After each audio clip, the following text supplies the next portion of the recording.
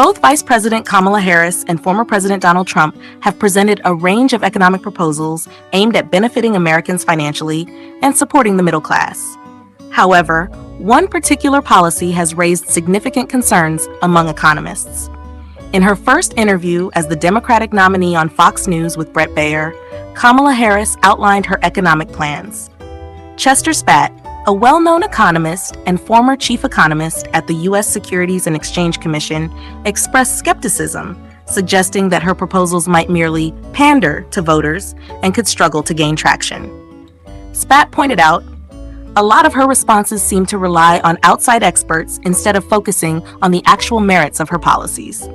It appeared she spent more time criticizing Trump rather than clearly articulating her own plans. He further suggested that addressing her administration's economic successes would have been more beneficial for voters. She needed to clarify where her policies diverge from the president's, he said. During the interview, Harris cited respected institutions such as Moody's and Goldman Sachs, claiming her policies would strengthen the economy. While many economists anticipate growth under both her and Trump's administration, projections indicate that her policies could add $1.2 trillion to the U.S. deficit over 10 years, compared to Trump's forecasted $4.1 trillion increase.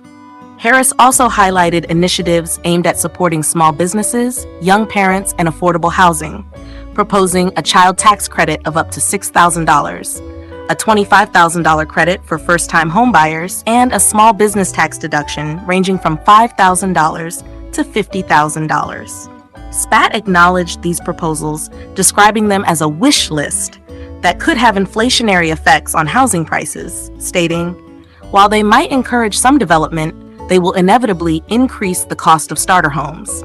He cautioned, putting extra money in people's hands doesn't stabilize prices. It often has the opposite effect. This could lead to home purchases without sufficient financial backing. An October survey of economists conducted by the Wall Street Journal indicated that many believe inflation, interest rates, and deficits would increase under a Trump presidency.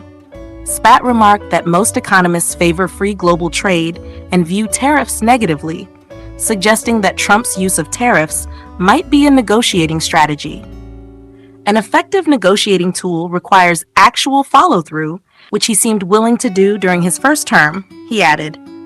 While recognizing that neither campaign offers the best economic strategies, Spatt identified a significant concern regarding one of Harris's tax proposals. The proposed 25% tax on unrealized capital gains is one of the weakest points in her plan.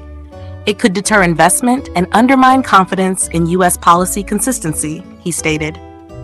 Spatt emphasized that such drastic policy changes would be problematic and difficult to implement, warning that middle-class Americans should be wary of the potential consequences for business investment.